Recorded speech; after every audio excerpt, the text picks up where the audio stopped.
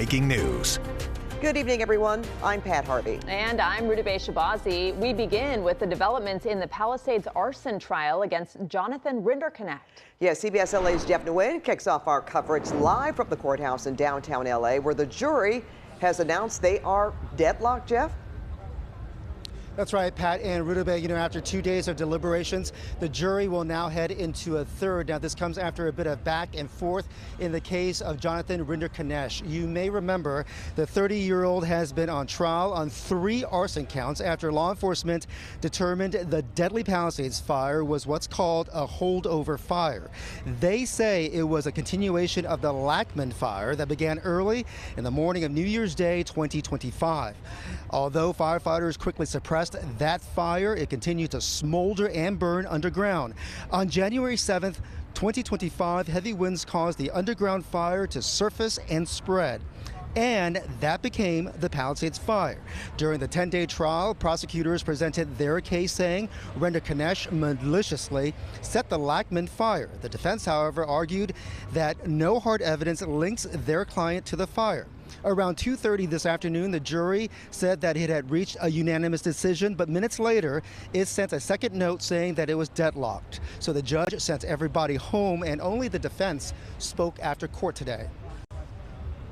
Well, we were told there was a verdict, so we go into the courtroom for a verdict and find out that it's quite a different situation.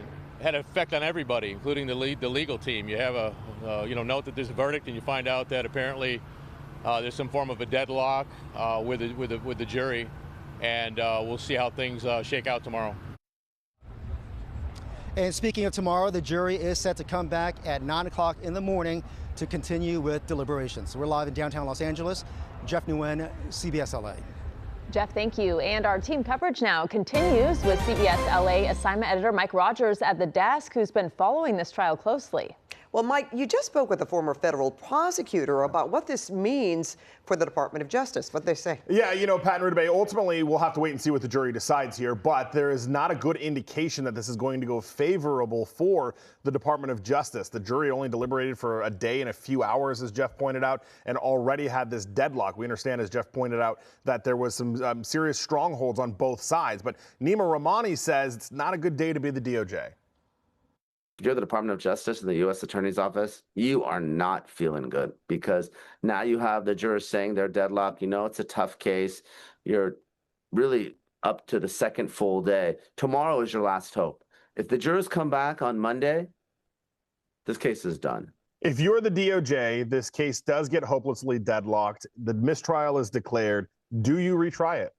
If I'm the DOJ, I make my decision on whether to retry this case based on the split. If it's 1 or 2 holdout jurors, absolutely, I retry the case. But if it's closer to something down the middle, then you know that this case is a loser.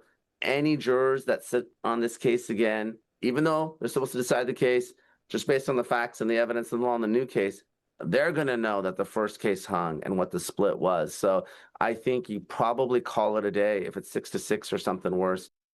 And to be clear, right now, we don't know where the jury stands and what that split is. It's not something we will know until it has reached a conclusion one way or another. We also talked about just kind of how difficult this case was to begin with. Jurors don't have the option here to pick between the Lackman fire and the Palisades fire. The charge, at least one of them, is arson. So it's not that they can say that Rinderknecht was guilty on the Lackman fire, but not the Palisades fire. So it's kind of an all or nothing situation here with the way that this case is being tried. So as you heard there from Nima Rahmani, it really just depends on what happens tomorrow, guys. Thank you, Mike.